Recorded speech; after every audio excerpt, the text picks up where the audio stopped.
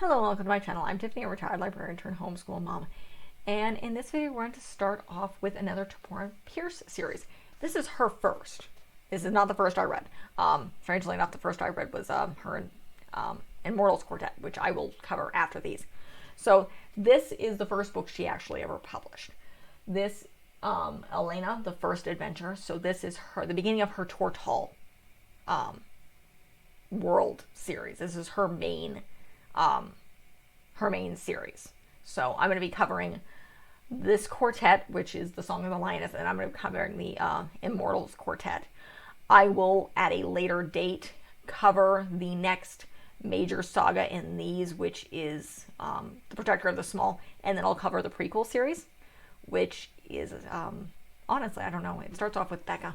That's the prequel series. That has to do with George's ancestor, who I will get into naming. So let's start off. So this is a very interesting book. The premise of this is you have Alanna.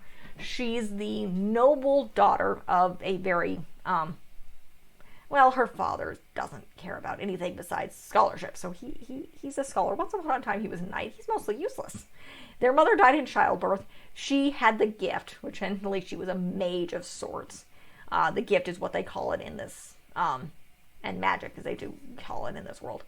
Her father pretty much shunned all magic and basically said, my children are forbidden from practicing it. The local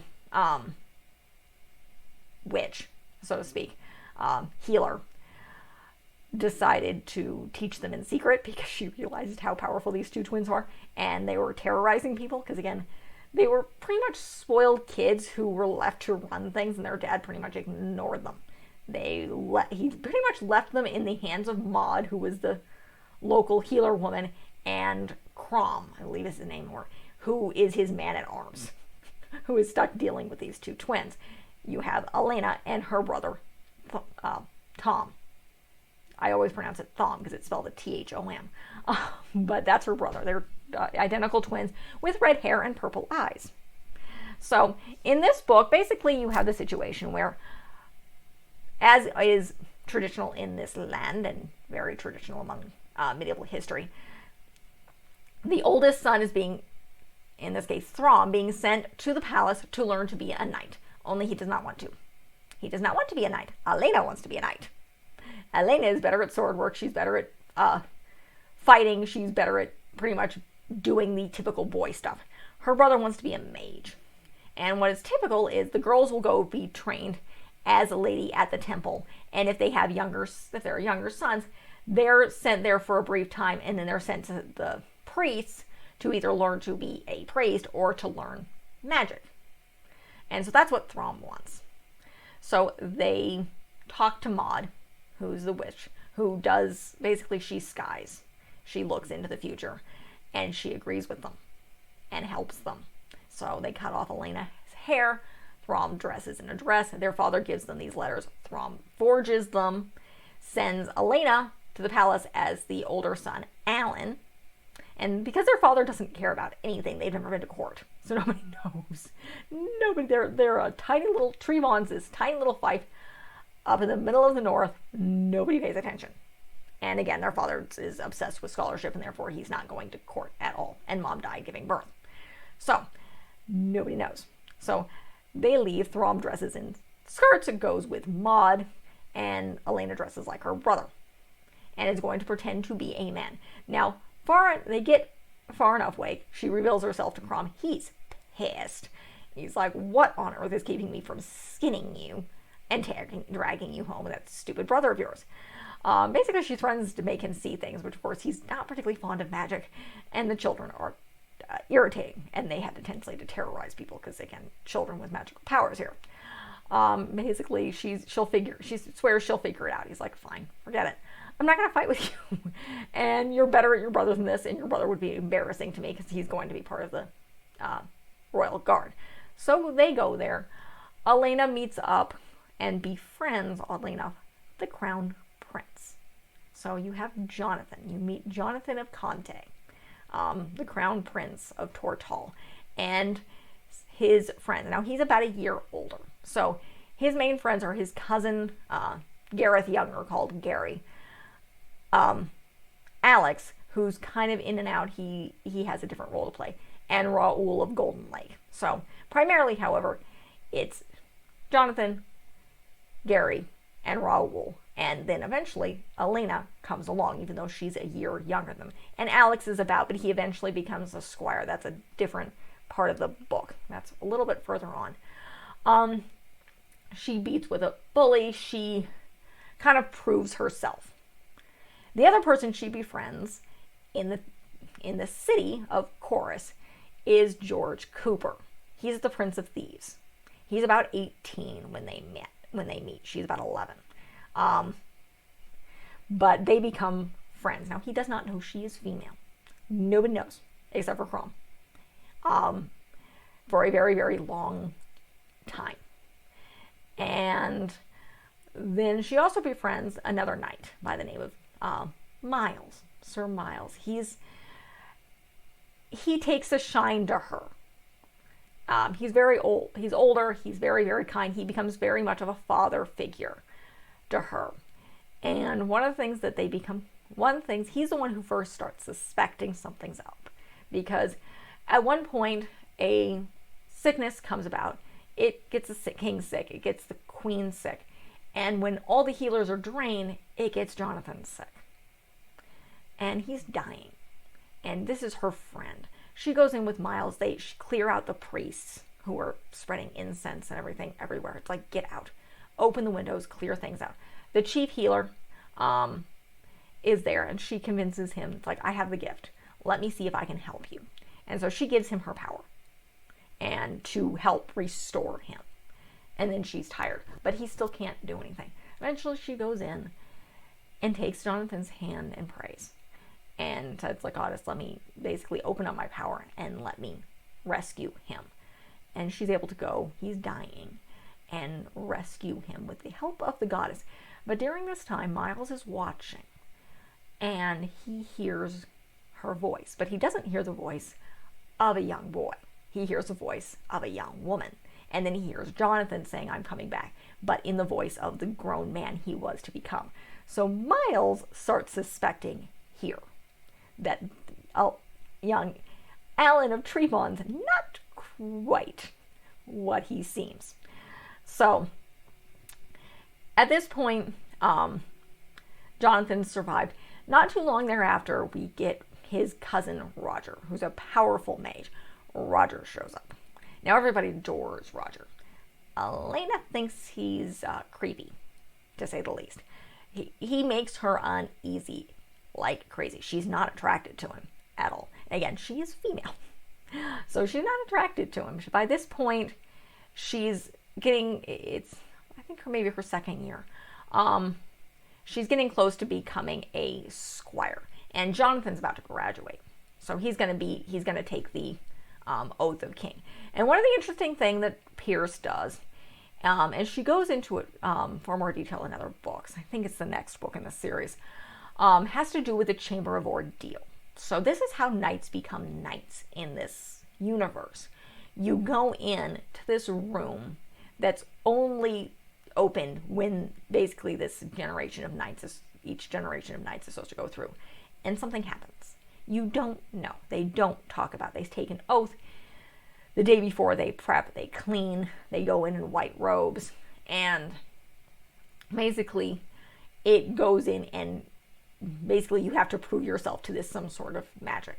Again, it goes into more detail when Alanna goes in there, and I think that's in the second book is when she goes in. That's when she becomes a knight thing. It doesn't actually show Jonathan's ordeal all that much. Protector of the Small goes into this in a lot of detail. She really fleshes out the Chamber of Ordeal in there. But she does go into it later. But that's how she basically have noble knights in this world, at least in Tortall, because of this chamber, which almost is described as it kind of beats you bloody to an extent. And people normally come out exhausted. And you have no idea what's going on in there. Because again, you cannot speak. You do not talk of what goes on in there. It's just kind of the oath you take. So Alanna's, there's talk and of him taking a who's going to take a squire. Now, Alanna's decent. She's not a miracle. She's good at shooting. She's not really great at wrestling. She's small. She's very, very short. Even for a girl, she's short. So she's actually learning to be very good with the sword, though. She is practicing. She has to practice harder because, again, she's a girl. Now, somewhere around here, she actually starts developing breasts.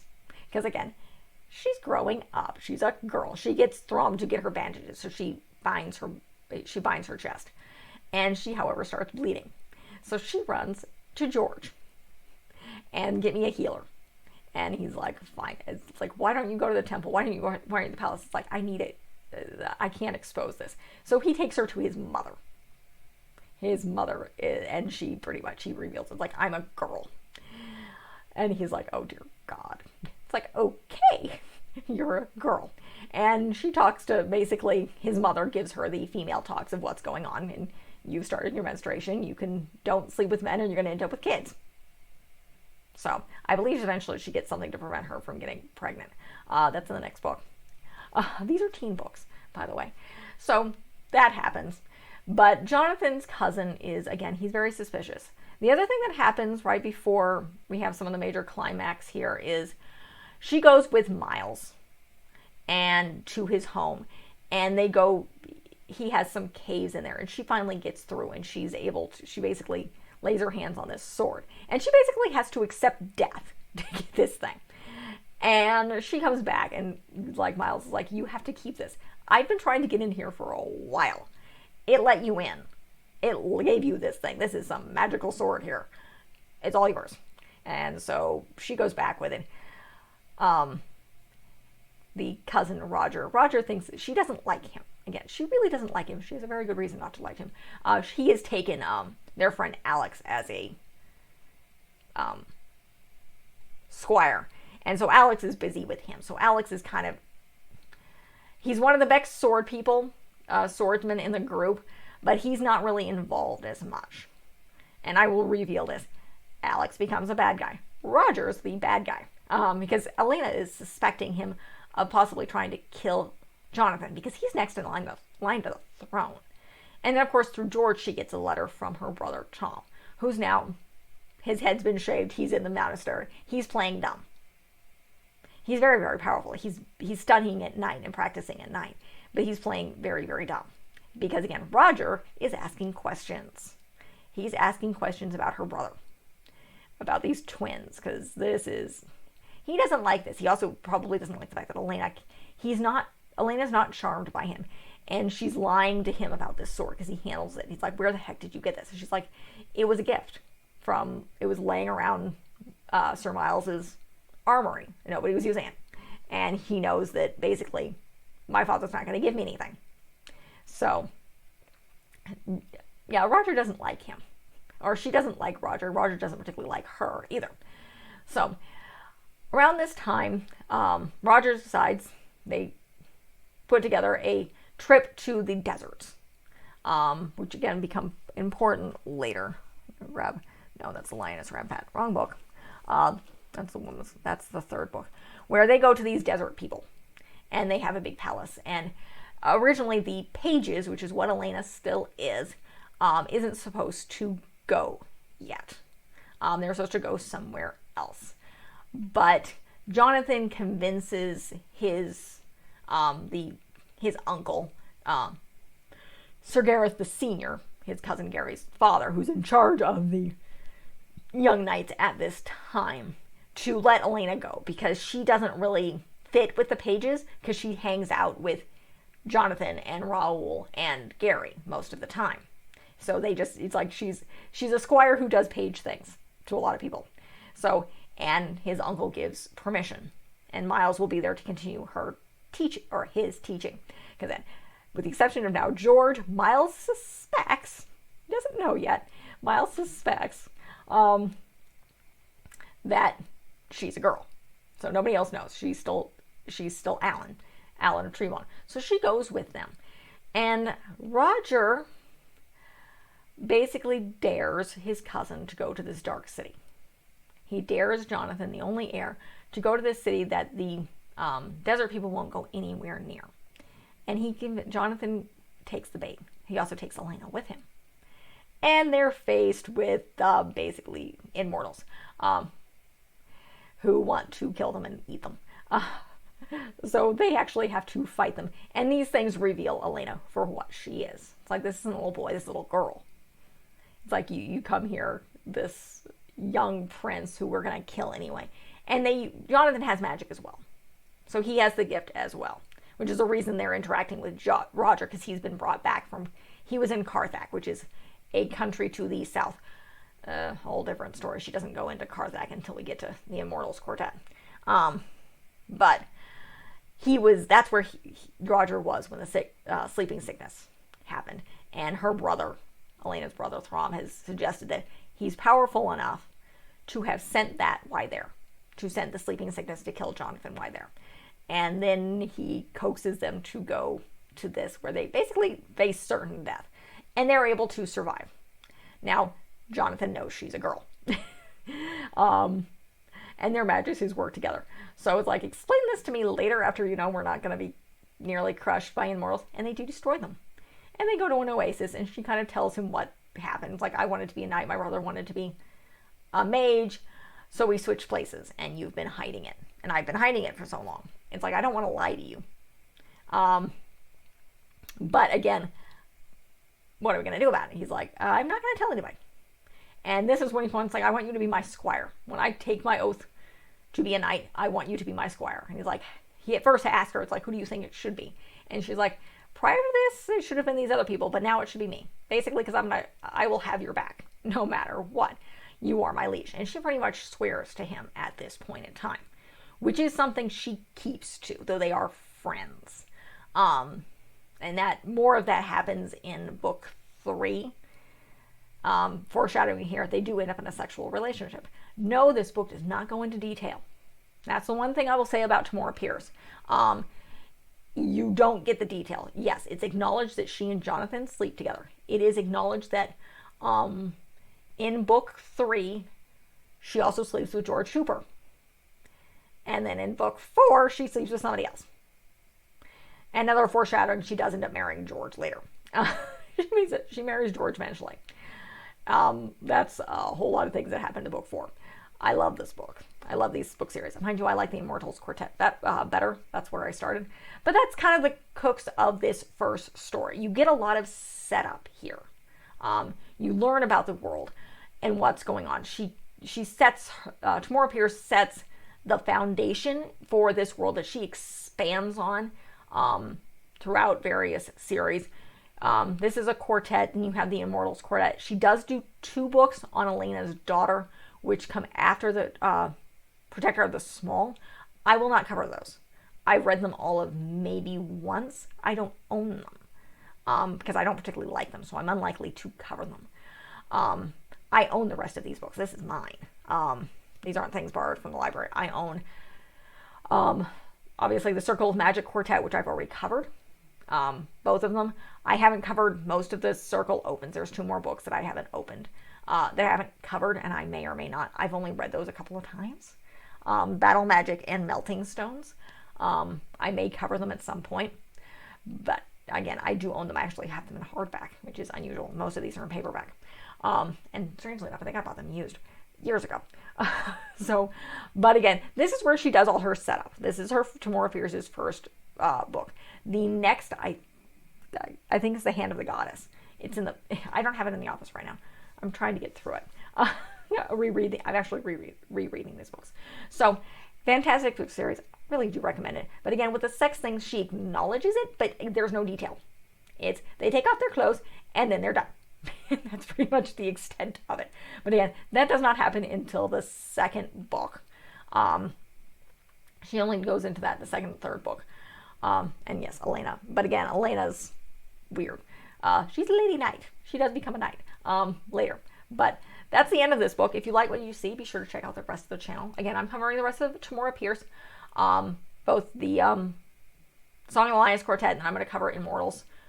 Doing this one after another. I already covered the Circle of Magic, both the quartet and then the Circle of Magic Quartet and then The Circle Opens, and I also covered The Will of the Empress. So those have all been previously covered if you want to check those out. I do a variety of other book series. I do other children's books. I do picture books. I do a variety of different children's books. I do films. Mostly it's nostalgia stuff. I admit that. Various other children's family films, educational stuff. So we are a secular homeschooling family. So that's kind of my basis when it comes to some of the other stuff that I cover. This stuff, I just happen to really love these book series. I really, really do recommend Tamora Pierce.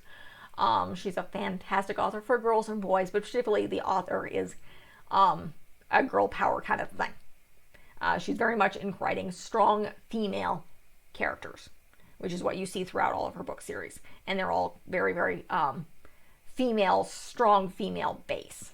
So she has some great male characters. Jonathan is a great character. So is Raoul of Golden Lake and Gary.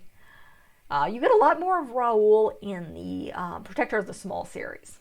So that's where you get a lot of Raoul in that series. That's where you really see him quite a bit. So, and you see more of Alanna in the Immortals Quartet. It's very interesting. But she does really develop this world very, very well. I have the other book series that I haven't touched. Is she's trying to write a prequel series to a character, Mage you meet in the Immortals Quartet, and I just haven't had a chance to read them. Nor do I have any idea what's going on with Pierce herself. Her website is very, very quiet and has been since 2020 hit. So hopefully I'll do some sort of update on what's going on by the time you guys see this, because it'll be next year. I know she got sick in 2019, and there hasn't really been any much updates on her website. So I don't know if she's alive or dead at this point, or what's going on with her book series. But again, if you like what you see, be sure to check out the rest of the channel. By the time you guys see this in middle of 2023, this is this is February 2022. I'll have a lot of stuff available. I'll have a huge library of book reviews and films reviews. I'll get some secular homeschooling stuff going. But by the time you guys see this, my daughter will be about 3, so we'll just be starting on some stuff. And I'll also throw in some travel stuff there. So be sure to check out the channel and subscribe to see what I have coming. Thank you.